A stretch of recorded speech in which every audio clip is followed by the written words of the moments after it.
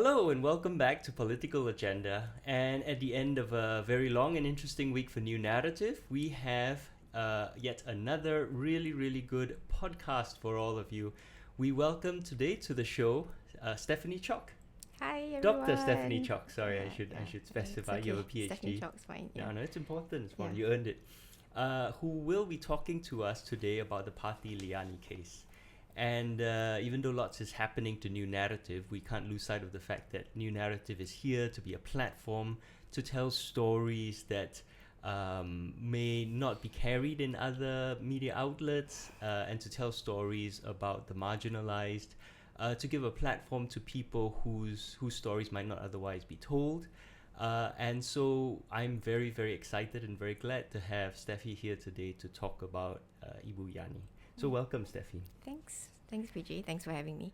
So for our audience, could you just tell us briefly, Steffi, your connection to the case and your relationship with Ibuyani? Yeah. Okay. So at the time when Yani was issued the caution statements in August 2017, I was the case manager at Home Shelter, and therefore took on the case. I was working there at the time, and I reached out to defense lawyer Anil Balchandani and had requested that he take on the case and represent Yani.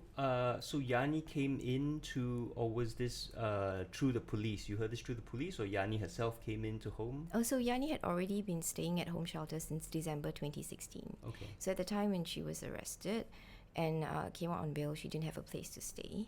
And therefore, she ended up at the Home Shelter because we run a shelter for distressed domestic workers. So she'd already been staying at the shelter since December 2016. And at the time when she was issued the caution statements and she was charged, was when things kind of like really kicked into a gear where we had to get legal representation. And we knew that the decision then was to claim trial because she said that she was innocent and that she didn't do it. Right. And so how is Ibuyani today? Is she all right? How is she doing? Is she back home in Indonesia? She's currently still in Singapore. She's on a special pass still, and it is unclear exactly when she will go back to Indonesia, as there still matters to be dealt with. But we hope that she can go back soon. She's very eager to return to see her mother, whom she has not seen for almost 4 years, and her mother's quite elderly. Yeah. Emotionally, she is really relieved and happy at the acquittal. She has expressed that she's a little bit uncomfortable with the publicity, like being recognized now that she's outside. Of course, she's also very heartened by the shows of support by others, but she has been incredibly stoic and strong throughout this entire time, which I think is also why she was able to, we were able to support her through this. It's also partly because Yani of Yani's resolved and conviction that she's innocent and she wants to fight the case to the end. Yeah, I mean, she must be amazingly strong because, dealing with the Singapore legal and justice system, 4 years, and not bending or breaking, and all the pressure placed upon her. Yes. Right. And even now, I'm surprised she's still here because the police still need her help, was it, you said? Yes, so currently the situation is that there are indications that they will still need Yani here for a while, but they haven't specified for how long. But our hope is that, and her hope is that she can return to Indonesia soon. Yeah. Right. So they're keeping her here just part of the ongoing further inquiries into the case and trying to understand, there are disciplinary proceedings going on, which I think we probably can't talk about because they're ongoing. But it's part of that, you're saying? Probably. It's not entirely clear right now. Oh, okay. Okay. And how about you? Because a lot of this attention has been focused on Ibuyani, on her lawyer Anil, on the judge Chan. But Anil, when he made a public statement, thanking all the volunteers, people like yourself. First of all, like, how big was there a team supporting you? Was there a lot of people, very few people, and all of you were volunteers? Yeah, so I mean, I started out as a staff member of Home, and then sometime in 2019, I left Home as a staff member, but I continued working on this case as a volunteer. So it's a mix of staff and volunteers.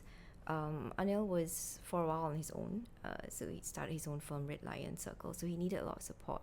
So it was really at all times a team of persons. There's no way something like this could be done by a single person.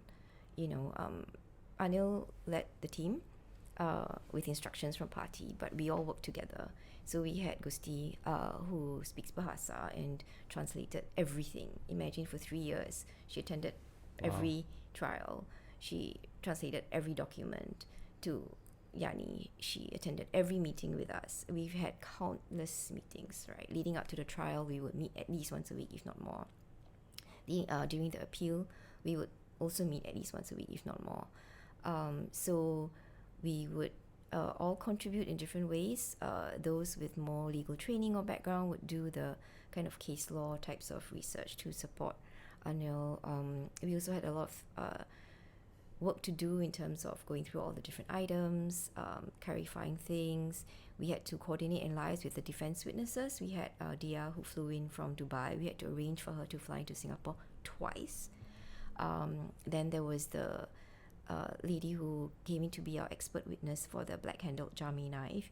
Then there was the horologist or watch expert, Eric. So there was all this coordinating, liaising, and constant meetings and going through all the 144 items. And all the debriefs after the trial, preparing defense submissions, replies to the prosecution, etc., etc. Yeah. Good golly. And what exactly was your role amidst all this? So initially, I think when I got involved, I don't think I or anyone else that got involved at that stage in 2017, I don't think we realized exactly what this case entailed. I think we responded to each action item as it arose, right? And as we got more familiar with the case, then Anil would just assign tasks to us, right? So maybe it was trying to find out more about how watches are valued, right? So then he would just give instructions as if I was a magician, like, go find me a watch expert. Sure, Anil, why not? That'd be the easiest thing in the world to do, right? This knife, Jami, it's a Singapore company. Go find out more. So I'm not legally trained. Yeah. So initially I was like, oh, how can I assist a lawyer? This is a legal case, right? And I think initially a few of the other volunteers also felt that way.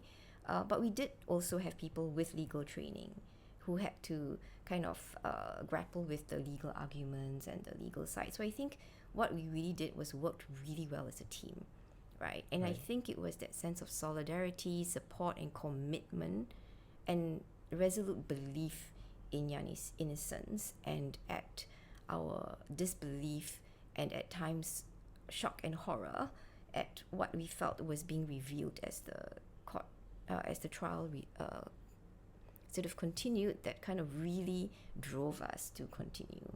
Now that I look back at the things that I did, I was not prepared to do any of them. I didn't think at the time I would be able to do things like, find a watch expert or contribute to a defense submission.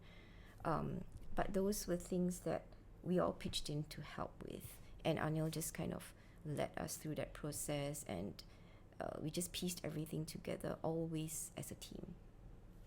And this was also on your own time, because you, at some point, you had left home and you were working elsewhere, but you were still volunteering, right? Yeah. So so up till 2019, I was doing this as a staff member along with my other things I had to do while I was working at home, and then subsequently as a volunteer along with other volunteers. I certainly don't want to make it seem like I was the only person working on this. Yani had a lot of support, and there were other members on the team too. Yeah. Right. Okay. And I mean, the just as an observation, I suppose, the mental and emotional toll that it must have taken to fight this legal system and to support her on your own time, and then losing the first trial and then going through the appeal. Was there ever any point in that your team, you or anyone in your team, felt despair or you wanted to give up? Because this must have been really scary and exhausting. Despair, yes. Wanting to give up, no, never. Right. As long as Liyani, our main concern was Liyani's well-being, and whether or not she had the emotional strength to continue, and we would not have faulted her if she didn't. It was just that it's so exhausting. Yeah. And after the devastating sentence, it wasn't clear whether or not she would want to appeal, but we were fully behind her decision. I felt it was really important to kind of go through the whole process. But of course, everything hinged on Liyani's priorities and well-being. As long as she was committed to fighting on, we were 100% behind her. There was never, in my mind anyway, any option of giving up at any point. There was just not on the radar. Okay. Wow. Okay, so let's talk about the case. Yep. And I mean, where do we start? There are so many issues with this case. I think there is, this has been gone over in the public and in the mainstream media. We don't need to get into too much, but it seems to me like there are four sort of really, really big issues here. One is sort of that the Lius lied to the police and filed a false police report alleging theft. Another is how the police then investigated and the break in the chain of evidence, in the chain of custody of evidence, and the sort of collusion then that the Lius demonstrated on the stand, and the infamous wearing women's clothing issue, and of course then the behavior of the officials involved, especially the I believe it was a deputy public prosecutor, and this sleight of hand regarding the DVD player. And I mean, it just seems like it's not even one thing, it's one after another, where the whole system should have caught these things, and at some point someone should have said, wait, hold on, stop, justice is not being served here. So from your perspective, right, what happened? How did all this go wrong? It's extremely baffling and aggravating to have watched this unfold over the last 3 years and 9 months. And for the longest time, it was so difficult to talk about this because as the trial was ongoing, there were concerns about sub judice. But like you said, there were so many things that were unfolding, and every day after another day of trial will be like, what just happened there? So, this forensic analysis that's happening now, people bringing things up like in shock and horror. But I want to emphasize that all this was said in open court in 2018, right? So ASP, right, Tang Rulong was the prosecution witness on day 1 and day 2. This was in April 2018. By then, he'd already revealed that for 5 weeks after the first information report was filed by Liu Maliong, nothing was done. He already revealed in court that Liu Maliong filed the police report on the 30th of October 2016. Day after that, warrant of arrest was issued without him having even visited visited the Liu's house, secured the evidence, or even spoken to Mr. Liu. This was revealed in open court in April 2018. So my question is, who was paying attention? Who was not paying attention? And if somebody was paying attention, how did this case then continue? We then also have on day 2, the crime scene specialist, right? So he testified that he was with ASP Tang. They went to Carl Liu's house, they went to Liu Maliong's house. By that time, the 3 jumbo boxes that were involved in the case where the alleged stolen items were from, they'd already been shifted from the alleged scene of the crime, from Mr. Liu's house to Carl Liu's house. So no longer are there 3 boxes in Mr. Liu Manyong's house. So the crime scene specialist in 2018, let me just check my dates, right? In March 2018, right? He was tasked to go to do a sketch of Liu Manyong's house. And in that sketch, he drew in 3 jumbo boxes. But by that time, there were no longer 3 jumbo boxes there. So our defense lawyer asked him about this, right? And he admitted that he drew in the 3 jumbo boxes not based on contemporaneous evidence, meaning at the crime scene, my assumption is you just draw what you see. But he drew the 3 boxes based on ASP Tang's instructions. Wait, hold on. Why do we have someone drawing it? Don't they have cameras? I don't understand this. Yeah, exactly. So I don't understand that process as well. Why did you draw a sketch not based on what you saw, but based on the instructions of ASP Tang, even though by that time there were no longer 3 boxes in the house? 1 or 2 of those boxes had already been removed and were sitting in Carl Liu's house.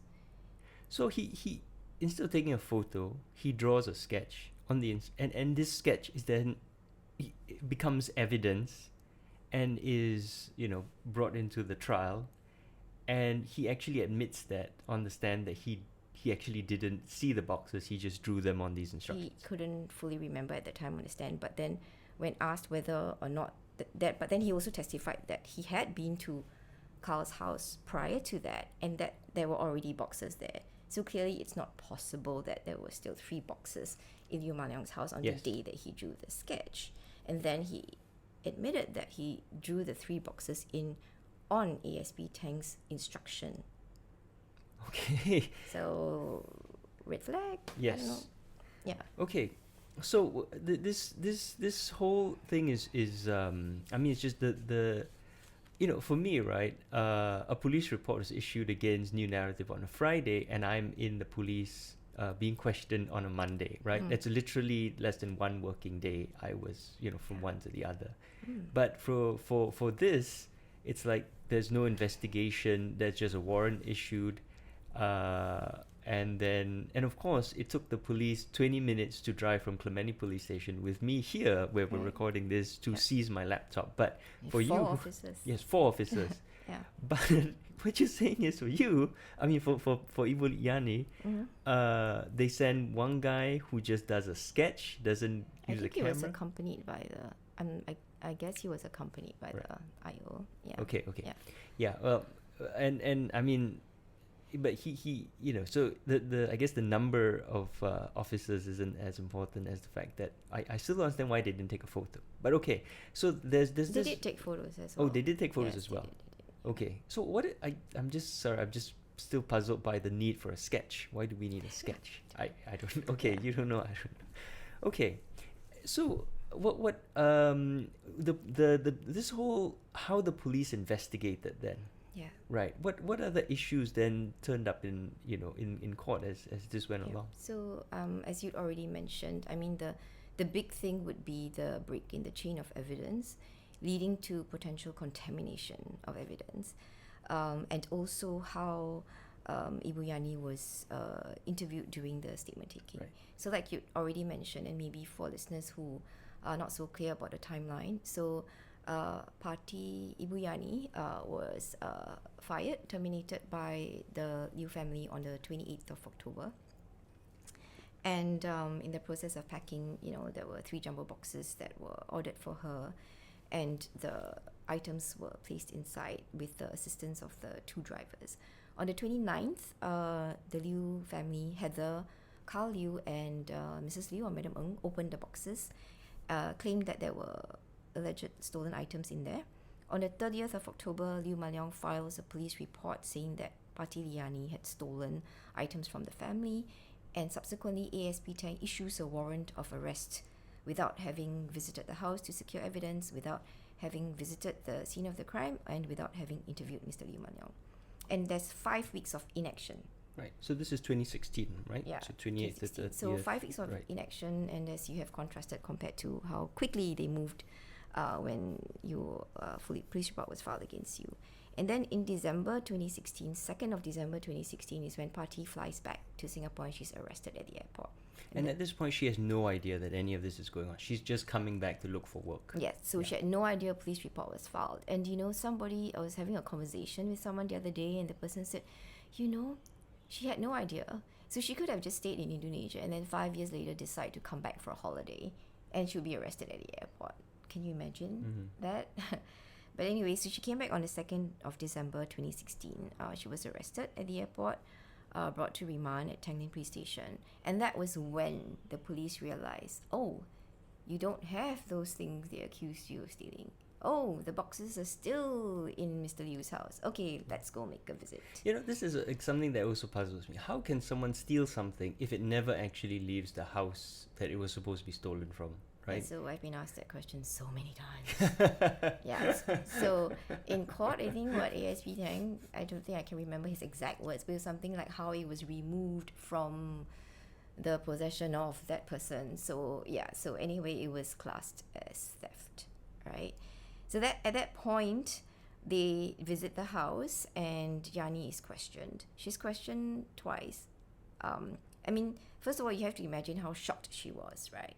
You arrive in Singapore, you have no idea that this police report was filed, and she was handcuffed, taken into custody, questioned about all these things, and she's like, what? The boxes never arrived. I don't know, what items are you talking about? And the first time she's interviewed by the police is after she's arrested, when she's really confused and shaken and shocked and upset. And they interview her without any items. The items are not physically in front of her. She has no photographs of the items. They're just verbal descriptions of what the Lius have accused her of stealing. And she's interviewed without a Bahasa Indonesian speaking interpreter, right?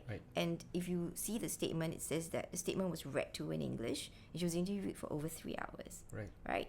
Then subsequently, I guess they finally make the visit to the house, and then they have photocopies, like blurry, indistinct black and white photographs of the items. And then she's woken up at like 1:44 in the morning, still in remand, interviewed again by the same IO, this time without a Bahasa Indonesia speaking interpreter. They wouldn't have had enough time by then to get one. The statement was recorded in English, read back to her in Malay for, I need to wear my glasses again. For 4 hours she was interviewed, and she was asked 108 questions just based on black and white photocopies of the photographs. And these two police statements were adduced in court by the prosecutors to try and impeach her credibility. These two police statements that were taken at this time under these circumstances. Now it's important to note, this is actually it's actually a violation of her legal rights that she is interviewed without an interpreter present, right? Is this under the law? You are supposed to have someone who can actually speak your language, or is this a gap in the law where there is actually no requirement? Okay, so in court, what Ayo Amir was saying was that, Parti implied that she understood, but I think in Justice Chan Seng On's judgment, am I making too much noise? No. In Justice Chan Seng On's judgment on page 37, para 74 and 75, he talks about this bit, right? The statement made by a person examined under this section, the statement must be read over. If the person does not understand English, be interpreted for the person in a language that the person understands. Right. So this is the procedural requirement in the CPC. So what does that stand for? A criminal procedure code. Criminal procedure code. Well, it's the law basically that they have to do this. Interpret in a language that the person understands. Yeah. So I think what the police officer was trying to say in court, but Yani understands Malay, understands English, right? But then Justice Chan, bless you, Justice Chan. If I see you on the street, I know it might be, if it's appropriate, I will give you the biggest hug in the world, but it's probably not appropriate, so I wouldn't. Just give you a high five. Okay, so para 76, right? Justice Chan says non-compliance with the procedures under Section 22 of the CPC can nevertheless diminish the weight of the statements. So appropriate weight must be accorded to the statements when considering the specific answers relied on by the judge for the conviction. Right. Yeah. So basically, to translate that into normal speech, she's basically interviewed in a language she doesn't fully understand. It's not her native language. It's not her native language. This is not justice. This is not fair. And then that statement, which she does not fully understand, is then admitted into court as evidence and relied upon in her first conviction. Yeah, so it was basically used, it was introduced by the prosecution to impeach Parti's credibility, and it was used by both the prosecutors and the judge to imply that Liyani was inconsistent and not credible as a witness. Right. Golly, okay. Yeah. And I have to add, 108 questions in 4 hours is a lot. And it's, it's a bit of a rush. I got 4.5 hours. I only had like 65 questions. And in English, right? Yeah, I know in English, of Yeah, course. Yes, yeah. yes. Whereas Yeah. for her, it was in a language she did not understand, and she's being rushed through it. And for P33, which is the number accorded to the police statement that was adduced. So another issue with P33 is that ASP Tang, who was the investigating officer, Parti alleged that he was present during the statement taking for P33, but his name is not on the statement. Right. So Ayo Amir was asked about this in court as well, and Anil was asking him, is it standard procedure for somebody to be present during the statement taking and then the name not be on the statement? And Ayo Amir and Anil asked, was it a mistake? And I believe Ayo Amir said something like, it may have been a mistake, it may not have been a mistake. Okay. Yeah. Well, that's not really an answer. Yeah. Yeah. Right. So there, we have all these huge issues of how the police investigated it. Yeah. And then the seizing of the items, right? Oh, so okay. Importantly, it's important to note that on the 17th and 18th of April 2018, Ayo Tang and Ayo Amir go to Carl Liu's house to seize all the items he says that Parti stole from him. This is April 2018, almost 16 months after Parti was first arrested, right? And 4 days before the trial started was when Parti and Anil were finally able to physically see the items that she had been accused of stealing 16 months ago.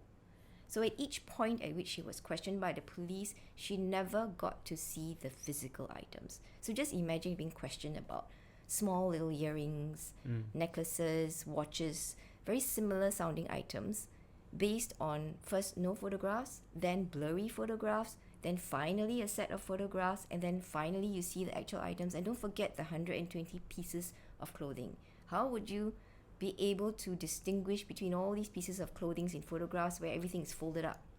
Right. So finally, like on the 11th and 19th of April 2018, Yeah. Parti and Anil are finally allowed to see the physical items. And then 4 days later, the trial starts. What? Yeah. Okay, so she's arrested December 2016. What happened throughout all of 2017? She's just sitting there in home shelter. Yes, unable to work, not allowed to work, not given permission to work. And what are the police doing? I would like to know. Okay. Yeah. Okay. Yeah. Okay. The more you get into the details of this case, the more you're like, well, Yeah, it just so- boggles the mind. I'm so- trying to. So the third police. Okay, let me talk about the third police statement. So there's P32, P33. So basically, the prosecutors adduced 3 statements to impeach Parti's credibility: P32, P33, and then there's P31. P31 was taken in 2017. This was when the case was temporarily handed over from ASP Tang to ASP Lim Hui Shan. Okay, so finally there are color photographs. Finally, there's a Bahasa speaking interpreter. But the number of questions, it was a 4-hour, 15-minute interview. She was asked 70 questions, and she was asked to go through 119 photographs over 29 pages during this time. And Lim Hui Shan, in court, testified that yes, she was going through the statement very, very quickly. And imagine, she had to speak in English. It had to be interpreted by the Bahasa speaking interpreter into Bahasa. Yani will say something in Bahasa. It has to be interpreted back into English. Over 119 photographs in 4 hours for 70 questions. So the opportunities for mistakes, misinterpretations are really high. And Yani testified in court that the interpreter was going so fast, speaking in a mix of Malay and Bahasa Indonesia, and it was really confusing for her. Yeah. So I believe that Chan Sing Hon also took that into account. And so this is, what was it, August 2017? May 2017. And then she was charged on the 28th of August 2017. Right. So all this was taking place all the way from December 2016 to 2017. And then the items were finally seized in 2018. Oh, so this whole time they did even the police did not have the items, even when they're showing her photos of the items. Yeah. They had just gone to the Liu's house to photograph the items, but never actually held on to the items. So ASP Tang explained this. He said, I told them that they should not discard the items, but they were free to use it. Otherwise, I would be re-victimizing them. Right. Re-victimizing. Yeah, there are lots of choice words I can still remember from the trial, and re-victimize is one of them. Did the police offer any reason for this long delay? Is this standard? I think for me, for our audience listening, like, is it standard to have this massive delay between arrest in December, a sort of re-questioning in May, a charge then in August, and then a trial in April 2018? Like, this seems like a very, very long delay. That's a question for the police to answer. Right. Because I'm baffled as well. They do say justice delayed is justice denied, and it seems very unfair that she's sitting, Ibuyani is just stranded and unable to work for 16 months. Yeah, the implication of the delay is also significant, and this was what defense raised and Justice Chan also noticed, was that the contamination of evidence. Right. So basically, the fact that the items were unsecured, meaning the boxes were open and then just left there for months. So anything could have been put in or taken out by anyone. Yes. Right. There's no way of ensuring that the police had in hand contemporaneous evidence of this alleged crime scene. Right. And then items were shifted. Right. They were shifted from Mr. Liu Manong's house to Carl Liu's house, and then he'd use items. They were taken out of the box, but back in the box. Some of the kitchen utensils were used, by him to collect curry, when he bought prata. So, and then by the time the police actually went in April to collect items from Carl Liu, 3 items that he alleged were stolen from him were already missing. Right. So, these are stolen items. Evidence had gone missing. Right, and the evidence had been tampered with because the packaging for some things were also gone. Yes. So the contamination of evidence, I feel, is a very serious consequence of these delays. Right. Yeah. Wow, these are huge, huge issues. I mean, just sitting here, I don't even see how this, and the fact that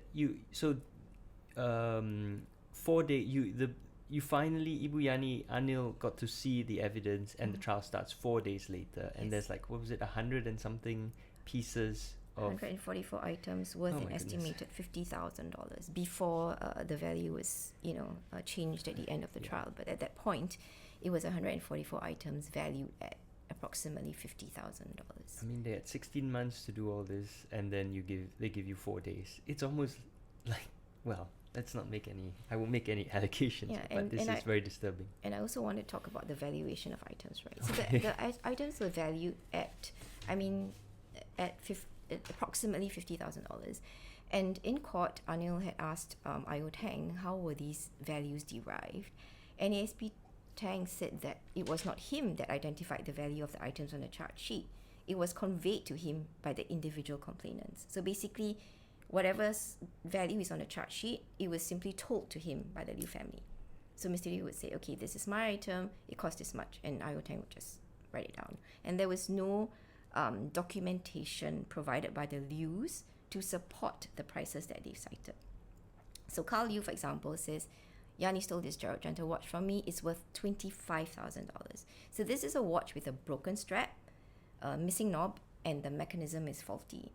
So he was asked in court, how did you come to this value of $25,000? And he says, I believe it's a famous brand. My impression of an expensive watch is something that is worth more than $20,000, so $25,000. So and he then just pulled it out of air, basically. Did he actually?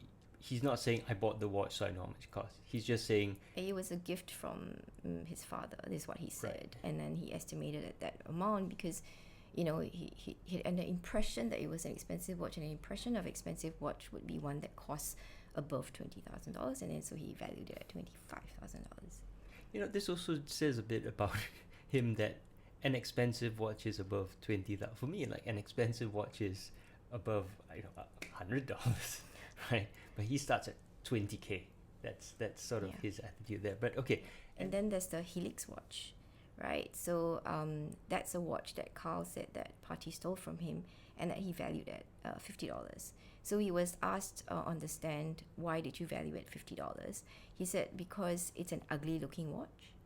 And therefore, I would think a watch like this, like ugly looking watch would be maybe $100, but then because it's so ugly, he divided it by 2 and he got $50. And then our watch expert, horologist Eric Ong, I'm so thankful to you, Mr. Eric Ong of Bonfield. I will visit you with cake soon. No, am I allowed to say that? So he on the stand looked at the Helix watch and he said, that's a dog gift.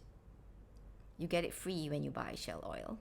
It is a very low value watch. It's worth nothing. Yeah, and when he looked at the Gerald Genta watch, he said this watch, according to his expert witness, and he's a trained horologist, right? He can even value gemstones. He said that this watch, in its current condition, is worth no more than $500. The watch that Carl valued at $25,000. And throughout this time, nothing was done to value any of these alleged expensive items or ascertain their condition. If I remember correctly, some of the items were rags that were then reclassified as clothes or something. One of them, yes, that rag. So among the clothing that Carl accused Parti of stealing was a rag that Parti had used in the house to clean up. It was like a used t-shirt and ended up in the pile of clothes that Carl had accused Parti of stealing, including her own clothing, of course. Right. Yeah. Oh my goodness. Okay.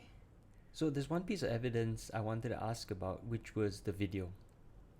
Because that seems to be another piece of evidence which was really, really mishandled. Because apparently the video was introduced to show the extent of Ibuyani's theft, but the prosecutors didn't play the audio, and the audio was very revealing. Could you talk a bit more about that? Okay, so there were some issues with that. So first of all, the video was only introduced when the trial started.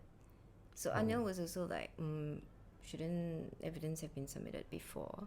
But the video was a recording that was taken on Heather's handphone on the 29th of October when they opened up the 3 jumbo boxes. So what they said in court was that, we opened up the boxes and we realized all these things. So they took a video recording. But this video recording was not taken at the start of when they opened the boxes. So it's not clear what the seal status of the boxes were, whether they were actually all sealed at the point at which they had taken them out. So by the time you see the video, you just see the boxes are already open. You see piles of things just kind of littered all over the floor. It was like a huge mess.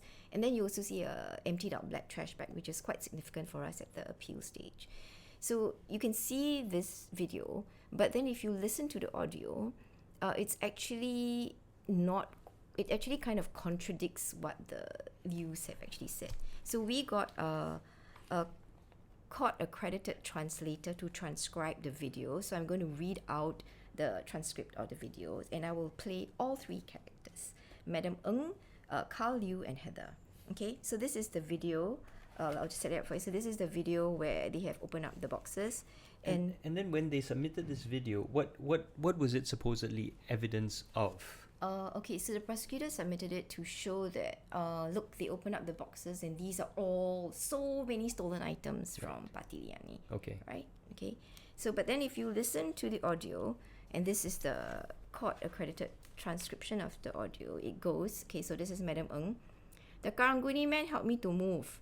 And then Carl Yu goes, Ma, you cannot get the Karanguni man here. It's still her things, Mom. Then Madam Ng goes, huh? Cannot? Then this is in Chinese, right? 那还是她的东西, that's Heather, which means these are still her things. And then Madam Ng goes, 她的东西不可以拿, her things cannot lah. Then the man, Carl Yu goes, 她还有 jewelry leh, she still has jewelry leh. Then Madam Ng goes, huh? 是假的啦, 那些. So Madam goes, huh? Those are fake lah, those. And then Carl goes, 金的, which means gold. And the young woman, which is Heather, goes, 那是真的, some are real. And then the man, Carl Yu, repeats, 那些是真的, which means some are real. And then Madam Ng goes, 不可能, 真的她自己拿, impossible, she will take the real ones herself. And then Carl goes, cannot, 那的她等下, and then it kind of trails off. But I guess the most significant part is Madam Ng starts by saying, the Karanguni helped me to move. And Carl goes, Ma, you cannot get the Karanguni man here. It's still her things, Mom. So they actually admit in that video. So Carl in court, right, says, we opened the boxes. Oh, it was so emotional. All my things, such sentimental value. But what you see and what you hear in the video is Mrs. Liu actually wanting to just discard everything and call the Karanguni man. And Carl admitting those are still her things, Mom.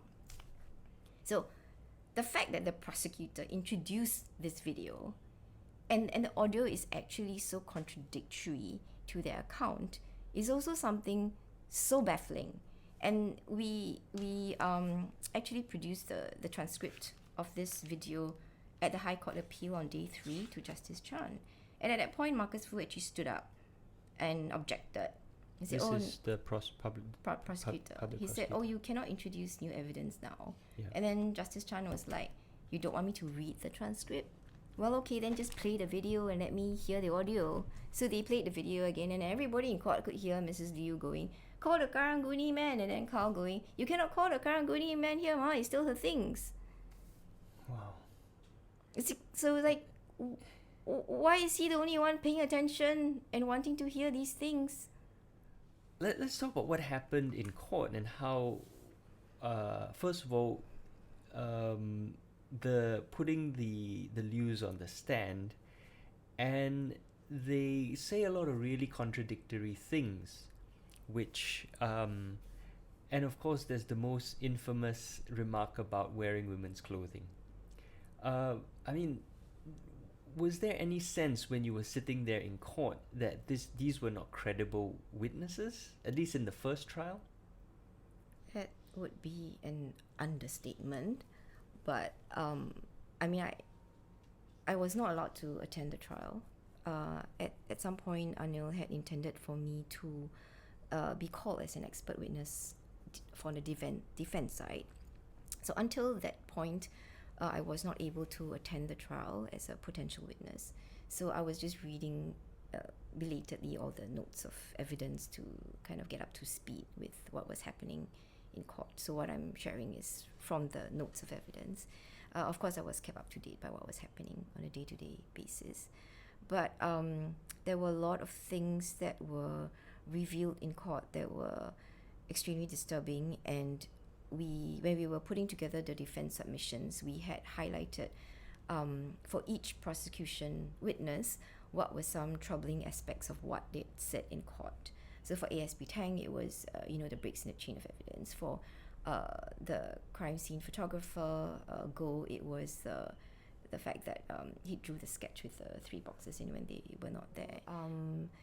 Madam Ng, Mrs. Liu, she, I think, was trying to support her son's evidence. So Carl had said one of the items on the chart sheets Carl claimed as his were kitchen utensils that Parti herself had purchased. So these include steel pots, this kind of like ceramic pots, forks and spoons, chopsticks, and 2 knives, a pink knife and a black-handled Jame knife. So Carl's version is that he'd purchased these items when he was studying as a student in Wales, Cardiff, and that he shipped them all back after he'd completed his studies around 2002. So we'll come to Carl later, but Madam Ng had said that when Carl shipped the items back, and she was asked, so where were these items kept in the house? And she said, Ibuyani packed them. And Anil kept saying, are you sure it was Yani that packed these items? Said, yes, I'm very sure. It's her job. She has to pack these items. It's her job. She packed them. But then Anil kind of then pointed out that this happened in 2002. Yani was not hired by you until 2007. So it would have been physically impossible for her to have been the person to have packed these items in your house. But she continued to insist that it was Yani. So I think that was, to me, very clear, because she's saying something just quite impossible to have happened. Yeah. Right? And then back to Carl Yu and the kitchen utensils. So he says he shipped all these things back. So the pink knife, which Justice Chan also spoke about in his High Court judgments. This pink knife is quite a modern looking knife. It's a knife with like little cut out hearts and sort of pictures on it, right? And Carl Yu admitted in court that this is a very modern looking knife. Probably wasn't available in 2002 in the UK. So he himself admitted that it probably wasn't possible for him to purchase a knife like this in 2002, and yet he claimed ownership of it and explained that these were things that he bought in 2002. And then the black knife, which is manufactured by Jame, which is a company based in Singapore. Our defense witness, Ms. Teo, came to court and said this black knife was not manufactured until 2006. It was not available in 2002. So then later on, when Carl was questioned about these kitchen utensils again after this, he says, I bought it in the season of time. In the what now? In the season of time. It's another very memorable phrase from Parti Liyani's trial. Yeah. And this phrase was actually brought up again in a High Court appeal. I believe the prosecutor also said that Carl had said season of time. That's his defense. Yeah. So he means he had just bought it in the past and he doesn't remember when. Yeah, it's trying to. I guess it's stretched now from 2002 to the season of time. Yeah. And then he later says something like, I'm a trained chef. I don't know whether that's verified, but it's also in the notes of evidence. Yeah. Okay. And like, is there a sense, I mean, all of this, I know you weren't there, but all of this is just taken seriously in court. Did Anil ever come back and say, I don't know what on earth these people are talking about, or something? I don't think I can share what we said privately. Okay, fair enough. Yeah. Yeah, but I do have to say that, in the grounds of decision, let me just read. This is the grounds of decision by District Judge Olivia Lowe. Right, in the first trial. In the first trial. So her grounds of decision, she says, I found the prosecution witnesses to be largely credible and found the evidence to be clear, compelling, and consistent, even under lengthy cross-examination. The prosecution's submissions, they said that the prosecution witnesses were consistent and credible, compelling, and realistic. Right. Okay. That's clearly not true, as as Judge Chan later pointed out. I guess we can't really understand what was going through her mind or why she wrote that. But it's just startling. So I need a moment to process this. Yeah, so I mean that's how it was like for the defense team, to attend the trial, to read the notes, to see and realize that this is what was happening, and yet she was sentenced to 26 months in jail. And we haven't even come to the sleight of hand, right? That was mentioned by Justice Chan. So yeah, in let's his, talk about the prosecution and their behavior. Then, Yeah. yeah. So in Justice Chan's document, which everybody should read, uh, he talks about the DVD player, and this is something that we brought up as well, right? What was termed by defense as a sleight of hand, right? Sleight of hand, yeah. Yeah, sleight of hand. Sorry. So this is based on the DVD player, which Mr. Liu had said that Parti had stolen, and which was valued at $1,000, and which Parti had said was not working. So Parti had explained in court that what had happened was that Mrs. Liu wanted to throw this DVD player because it was not working. Parti said, if you don't want it, can I have it? I can get it fixed in Indonesia. And Madam Mrs. Liu said, up to you. So Parti kept it. She didn't test it, she just kept it, right? And then at the state court trial, the prosecutors, Tan Yan Ying and Tan Wee Hao, did a demonstration where they kind of hooked it up and had actually engaged the hard disk drive and played a clip in court, and then subsequently asked Parti again, whether it was working, and Parti said that, she didn't know because she didn't test it, and they then kind of made it seem like she lied about the fact that it wasn't working, and therefore her story about how she'd come to own this DVD player was a lie. So Anil was trying to question this demonstration because he was wondering whether there was actually a DVD player inserted into the DVD player, but there wasn't. It was actually being played from the hard disk memory, I suppose. So anyway, at the High Court appeal, Anil requested for the DVD player to be brought in, and therefore when the DVD player was switched to the DVD player mode, this is paragraph 90, page 46 of Justice Chan's High Court judgment, there was an error message, right? It says, could not initialize disk. So the DVD player, the DVD function of the DVD player, it's not working, right? Right. Yeah. So the DVD player is not working. Yes. Right. Okay. So there were already difficulties with the functionality of this DVD player, even at the state courts. And the prosecution conceded and agreed. I'm reading from the judgment. On appeal, the prosecution conceded and agreed with the defense that during the trial below, there were already difficulties with the functionality of the Pioneer DVD player in playing the DVD disc, but not the recorded clip in the hard drive. This, however, was neither disclosed to the accused prior to the cross-examination of Parti on the working condition, nor disclosed to the judge in the trial below. Because they did not, if the prosecution had known of this defect in the Pioneer DVD player during the trial, it should have fully disclosed it. The trial court could be misled into thinking that the Pioneer DVD player was in good working condition when questions were unfairly put to Parti on the basis that the DVD player was still in a good working condition after an incomplete demonstration of its important functionalities during the trial. The rule, and then he goes on to say that the rule against introducing evidence from the bar should apply equally to the prosecution and the defense. Man, I'm dying here. I just... imagine how we felt. But I don't even...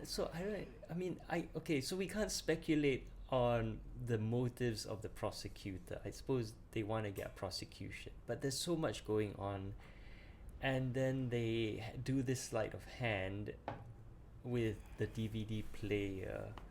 But they're supposed to be on the side of justice, not on the side of we must get a prosecution no matter what. And why even bring up this DVD player when you have so much other evidence already? Yeah, I'm just yeah, why? The question keeps coming up. Why? Why did this happen? Why did the judge allow this to happen and was so thoroughly, bought into it? And why did the prosecution do this? Yeah, so I mean, if you read the High Court judgment, right, so back to that, I mean, that Justice Chan had to actually remind everyone that that someone is innocent until proven guilty, that the Yes. bar is beyond a reasonable doubt.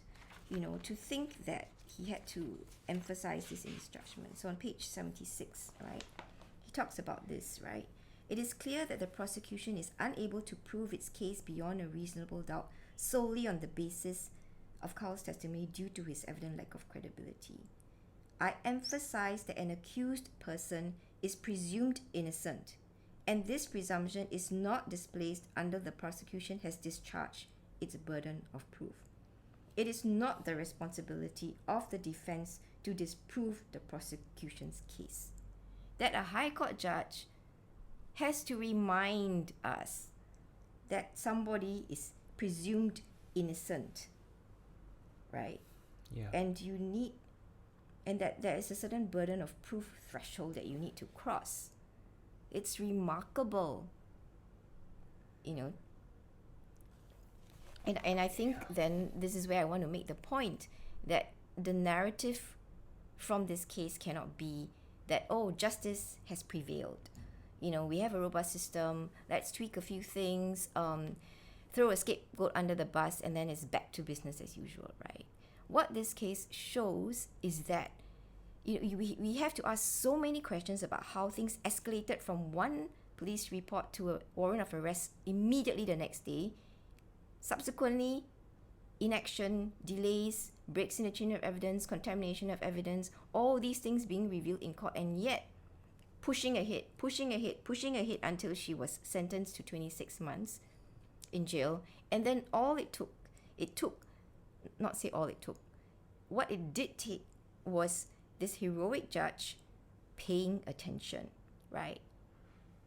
I know that there are a lot of people applauding Justice Chan, and I applaud him too, because he paid attention, he applied legal reasoning and thinking, and he acquitted Parti. But how is it that it took this one man to pay attention for this result and this outcome to be achieved? That is a really, really terrifying thing to realize about our criminal justice system. And that is what we need to think about. We cannot just celebrate this as, oh, yay, justice prevailed. No, that's not the narrative here. It was, despite all odds, it was so exceptional, such a confluence of factors, right, that had to come together for this outcome. And think about the fact that she was actually sentenced to 26 months in jail, and that could very well have been the end of this story if she didn't have the gumption, the strength to continue to fight this case, and Anil agreed to do it as well. That terrifying prospect is what should drive us now to say, no, it's time for accountability, not celebration. Yeah. That's the thing, right? Every judge should be like Justice Chan. Every lawyer should be like Anil. But instead, the reason why we're celebrating them appears to be they are exceptions. And what we're celebrating actually should just be the norm. And Yes. this whole case is an indication of very deep-rooted problems within our system as a whole, whether it's the justice system, the legal system, or broader issues of broader structural issues. People have talked about elitism in Singapore, differentiated treatment for the wealthy and well-connected, but also, of course, also how migrant workers are treated, and the whole system of how we bring in migrant workers and how they're employed and how we treat them. Yeah, and I mean, because this case also, I mean, it's drawn a lot of attention because it's sensationalist. There are many parts of it that draws media attention and scrutiny. But I think what's also important is for us to realize that there are other Parti Liyanis whose cases have not garnered attention, right? Who may not have had the same level of representation. And we need to think Yanni's case should open up, and we should sustain our scrutiny on all the practices that it exposes, right? And not allow it to be seen as if we deal with and handle this case, if we investigate this case, then we're done. So there are a lot of other domestic workers, because when I was working at the shelter, it wasn't just Yani who was undergoing this situation. It was just that hers was, I guess, the biggest case because of the sheer number of items, because of the charges, because of the days of trial that it entailed. But there were also other women who are accused of theft. And I do need to share this observation that theft is not uncommonly used by employers, and it can be very easily weaponized. Theft accusations can be very easily weaponized as a means to make things really difficult for domestic workers or migrant workers. It's also a way sometimes to preempt complaints by domestic workers against employers. Sometimes it's something that's done as a counter accusation after the domestic worker has run away. And I've seen a number of cases of this when I was at home. So for example, we had one case of a domestic worker who was not paid her salary for 10 years. For 10 years, she wasn't paid her salary, right? And she ended up at home not because she wasn't paid for 10 years. She ended up at home shelter because she'd eaten her employer's bird's nest. And this infuriated the employer so much, he called the police. And the police sent her to our shelter. And subsequently, before she was sent to police station, the employer actually asked her to sign a document to say that she stole items, which she didn't. So in the end, she was given a warning for eating the bird's nest. No further action was taken about her signing that statement because she said she didn't actually take anything. But who's the criminal here and what was the crime, right? Yeah. So the defense. So apparently, Aaron said that the employer was just safekeeping her salary for 10 years. Safekeeping. Yeah. So maybe we should safekeep our MP salary for 10 years. Right? So we've had so many cases of domestic workers getting warning letters based on theft accusations. And warning letters mean that they are not allowed to come back to work. It really, a theft accusation has a very real practical consequence for domestic workers. It jeopardizes their employment, even if in the end nothing happens, right? So if they're kept behind, so once there's an investigation into you because there's a theft charge, you are stuck in our shelter. You cannot work until the investigation is over. So we've had domestic workers stuck in our shelter for 6 months, 1 year, because employers said you stole $20, you stole my old clothes, you stole $10 worth of coins, you stole my frozen sausages. True story. But then what happens to the employers after that? So we had domestic worker who left her employer's house because she was overworked. The employer made her wear a Fitbit to check how many steps she took a day. And then after she left the house, the employer said, I lost my Rolex watch. I can't find it. She must have stolen it. But he had no evidence. And she was stuck in our shelter for about a year. And we kept calling the police to say, okay, so when can she go back? Have you done your investigation? Is the case closed? And the officer on the phone said, we need her to stay longer because we don't have enough evidence yet. And at that point, you would think if you don't have enough evidence, you should close the case and let her go. Exactly. Right? Yes. But then she was kept longer because of that. And then domestic workers are sometimes asked to go for polygraph tests, lie detector tests. Are employers asked to go for lie detector tests? I don't know. Right, so there's a posture of suspicion, of stereotypes about domestic workers that play into the zeal to investigate and take on these theft accusations. And then for that period of time, the domestic worker is just stuck in the shelter without any ability to earn a living. No employment agencies want to place them because they're hanging around investigated for theft. I mean, this really ruins their chances for getting employment. So let me clarify a few things. If you are accused of theft and get a warning from the police, you said that ruins their ability to get work? So if the investigation is closed and they get a warning letter from the police, right, then it's going to be very difficult for them to come back. So if they are back in home and they have a warning letter, quite likely their work permit to return will not be approved.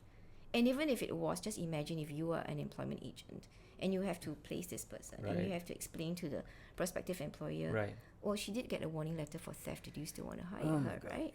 It's been well established, I think, because of Jollivan's fight that, against injustice, that a warning letter has no legal weight at all. It's just a warning letter. Mm-hmm. It doesn't mean anything legally. And yet police issue these warning letters, and it turns out they have a real world consequence because Yep. they destroy people's livelihoods like that. Yes. I mean, it's important to emphasize that these are warning letters for people who have only been accused of crimes. They haven't been convicted of anything. No. There's no evidence. Yep. They just get They've not been charged with the crime. warning. They're just given This is a oh warning. my god. Okay. Yeah. And the other thing, right? Being able to withhold someone's salary for 10 years for safekeeping. You know, there are banks. That's where if you want to keep your money, there are banks. Yep. That's what But banks then are she for. wasn't allowed to go out for 10 years, so no What? way of going to the bank. She didn't have a rest day for 10 years. 10 years? Yeah, she didn't have a handphone for 10 Oh my years. god. Okay. She ended up in our shelter because she ate the employer's bird's nest. Think about Yeah, that. I mean, if And then you she work got a warning non-stop for letter. 10 years, you should deserve bird's nest. Yeah. You should deserve bird's Whole nest kilo of bird's nest. every Yeah. week. Okay. And you see, this is part of the other thing, right? If you as an employee steal from your employer, the police are called. But if you as an employer literally steal from your employee by withholding salary, it's a civil dispute, file a claim, complaints. The police won't address these. How is it different to steal from someone in one, just because the direction is one of power, right? There's the more powerful person, the less powerful person. This is part of, it's not just in this industry, but in all our industries, this deep imbalance about how we think about rights of workers and the different relationship between capital and labor. I mean, this is just infuriating. I mean, the kind of attention and focus given to different complaints. So, for example, I remember one case now where she was accused of stealing like $50 from the employer, and then the domestic worker was infuriated because the employer threw her things away when she went to collect items. So it was basically a dispute, right? They had a disagreement. She was overworked. She didn't want to work there anymore. And then when she left the house and she had to go back to collect her things, the employer had broken the lock of her luggage, taken out her important documents that are really difficult and troublesome to replace. And then she had to file a police report to say, look, the employer took my documents. And the police didn't do anything about that. But then she was investigated because the employer then said, she took $50. Oh my god. So then she was stuck in our shelter for 6 months. There was no charges levied against her. But for 6 months, she was not allowed to work. And she still didn't get her documents back. And we kept asking the police, so what's happening with the documents? And in the end, nothing was done, right? So we don't know if the employer was censured for that. So we have many cases of employers and employment agencies just throwing away domestic workers' things. They get angry, you ran away, I'll just take your stuff and just throw it away. And then there's no, because it's there for their lost items, there's lost property. I mean, Parti still has some items that are not returned to her, not part of the charges, and Right. just Because she really did pack some of her own stuff into those boxes to ship back to her. yeah, like a rice cooker and stuff. She's not gone back, but obviously she's not gonna complain about that. But still, the attention and focus placed on some person's items versus other people's items. Right. Okay, so let's talk about the structural issues. And the first thing I want to ask is that Anil actually tried to say in the first trial, give a motive towards what the Lius were doing by saying that the Lius had illegally deployed Ibuyani. Mm-hmm. She wanted to make a complaint, and then that's why she was fired. But then the judge didn't allow them to say that, or didn't allow Anil to make that argument. So there were several times during the trial where Anil was trying to advance, trying to introduce more about the motive and the fact that there was illegal deployment. But whenever he tried to bring up the MM investigation into illegal deployment, the prosecutors would object. And then Olivia Lowe also said that it was not relevant. Because I can't remember her exact words, but she Okay. kept saying it was not relevant, and every time Anil tried to bring it up, the prosecutors would object. Yeah. So it was very difficult for him to fully flesh out that argument because he kept being kind of like held back at every point he tried to raise it. Yeah. But this is as we've been discussing, part of a broader pattern where on the one hand you have exploitation of migrant workers, and on the other hand the weaponization of theft accusations. And you've already gone through a number of these cases, so I think we don't need to go over them again, but just give us an idea of how many domestic workers are in homeless shelter at any given time. About 60 to 70. Good Lord. Yeah, and I mean, when I was working there, like at every week, we would have an average of 15 to 20 new runaways every week. So imagine the full year, right? The turnover.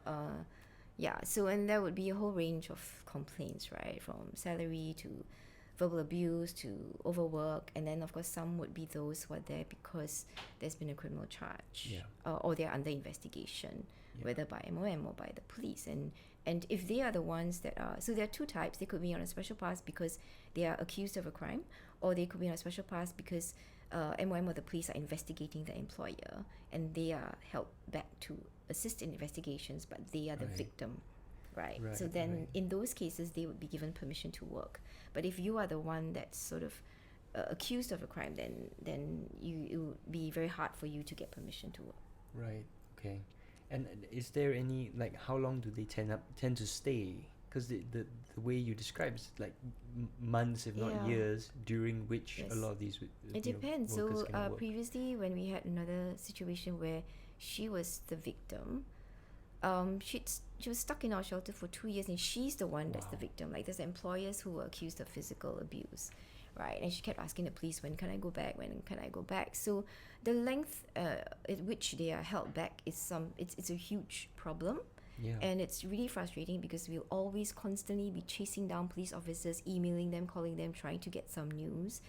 But it often takes a really long time for their cases to be resolved, and sometimes difficult to get clear updates as well. So, I mean, the duration and the length is one thing. The other thing that you need to think about that can really affect your mental health is the whole unpredictability and the indefinite delays. Imagine never really knowing when. You can't plan things, right? You never really know when your case will close, how long it will take, how long it will advance, exactly when you'll be charged, if you'll be charged, what the charge would be. So all this uncertainty can cause a lot of mental distress. I mean, especially if you are accused of something and you know that there's a certain process and a trial, then at least there's some sort of idea of process. But if you are being held back to assist because you're the victim, and then it's like what was the Re-victimizing. Re-victimizing. Yes. Good word. So I mean, again, right? It seems like we're okay with re-victimizing domestic workers and migrant workers, but not okay with doing that to employers. And it should be fair. No one should be re-victimized, I suppose. But there's broader issues here, and I know the last time you were on Political Agenda, we talked about all these huge issues with the migrant worker system, with the plight of migrant workers in Singapore, structural issues and challenges. And then now we've added on top of it issues with the legal system, the justice system. And of course, after the pandemic and everything that's happened with migrant workers in the pandemic, we've really exposed a horrible underbelly, which you and other activists have been talking about for years, literally years, right? And when's all this going to end? How can we live in a world where we keep exploiting people in this way? And this, I mean, I don't know. Now I'm just very frustrated. But it's part of this broader attitude that we have that, it's okay to exploit people, and this fundamentally very neoliberal idea of a person's inherent value and dignity is tied to their productivity as an economic digit. And if someone is only able to make a wage of $500 a month, they're only worth that much compared to someone worth, making a wage of $4,000 a month. That person therefore is 8 times or many more times more with has greater value as a human being, which is deeply, deeply offensive. But our whole economy seems to be structured on this concept that it's okay to exploit people. And how on earth do we deal with this? Yeah, so I mean, that's basically the lens that's applied, right? I think the lens is one that's very dehumanizing. It's all about commodified labor. And of course, there will be times, maybe once or twice a year, where we will celebrate their achievements, we will show appreciation, we will have all these celebrations to say, Singapore is built on your labor. But then in reality, on day to day, how we structure our policies, how we think or do not think of their well-being and their rights, what we do have is a very dehumanizing, commodified lens in which we only want migrant workers here when they pass their medical test to show that they are free of illnesses, diseases, they are able-bodied, they are productive, they are young, but they must be transient and never impose any kind of social load on us. That's exactly the word that was used by, I can't remember which minister now, that they do not impose a social load. That they come here and they are a buffer. They are here when times are good, and they are the first to go when times are bad. Or ballast, wasn't that also a word used in the election about migrant workers and then thrown overboard? Right, I remembered the buffer one because that's been used a lot. Okay. Yeah, so foreign workers are buffers. That's been used several times. Here, when times are good, to help us grow our economy, build up our infrastructure, and times are bad, they're the first to go, right? And that's used often as a way to kind of placate Singaporeans, to say that, we still think of you, Singaporeans first still, but we need migrant workers. But it's not even true, right?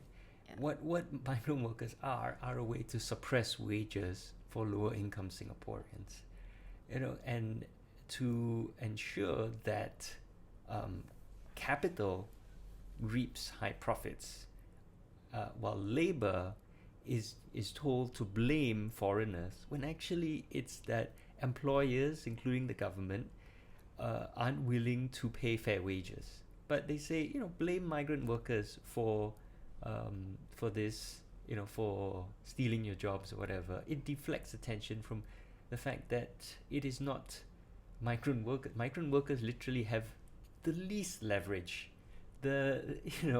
And blaming them for this situation is nonsense, because it's capital, it's employers who choose to offer low wages, and the government, which has policies which enable migrant workers to be brought in and exploited and treated horribly. So it's really, this is something that I think we've emphasized a lot again and again on New Narrative in our articles, that we need to understand the structural forces, and we can't fall victim to the elites, the establishment, capital, government, telling us to blame, setting us up to see things through a certain lens which isn't true. Yeah, it's really pernicious narrative, and it's not, of course it's not just in Singapore, I think in other countries as well. In the end, phenomenon. You're kind of pitting one disadvantaged group, another disadvantaged group, and then, as you've implied, this obscures deeper scrutiny of what's happening at the higher levels, right? So we create this kind of hierarchy of suffering, and then we go down, who's suffering more, and then get the people furthest down this hierarchy of suffering to kind of battle it out against each other. Meanwhile, so even in debates about poverty, right, the focus is always on, deficits of poor people. But are we discussing wealth or the wealthy? Or why is it that in the end we always focus on, we kind of make it seem like it's a zero-sum game, right? Like if we improve the rights of low-wage migrant workers, then low-wage Singaporeans are gonna lose out. Yeah. So that's not true. more. We need to stretch the lens out way wider, Yeah. and not always let it continually be narrowed down to the most disadvantaged, the most marginal communities kind of battling out there. Yeah. The lens has not been turned sufficiently on the wealthy, on the powerful, on the people at the top Yeah. of the hierarchy. And I think another thing that holds us back is that this lens tends to be country by country, right? Which is outdated in this modern world because capital moves freely everywhere now. And the rules regarding the movement of capital are always being driven lower and lower. So the wealthy are able to look at things on a global view and move their money anywhere they can make the highest profits. And on the other hand, workers, because of all these regulations, because of the not just borders and barriers and regulations, but the whole idea of the nation state and that you belong to a certain place and not to another place, are unable to move. And this, on the one hand, means that they, that they don't have leverage against capital, right? Capital can simply leave and say, we're going to move all your jobs elsewhere unless you accept a lower wage. But it also holds us back because capital, global elites, have a very different view of the situation. They can play us against each other by saying that person's a foreigner. But from capital's perspective, from the elite's perspective, there is no difference to them. We're all just people that they can hire or exploit, and usually both. And so capital actually is also, this global elite are looking at things from, you look at us in ways which we're all the same, but encourage us to then look at each other in ways where we are different. Does that make sense? You see what I'm saying? So from capital's perspective, there is no difference to someone in Singapore or in Indonesia or in Malaysia, right?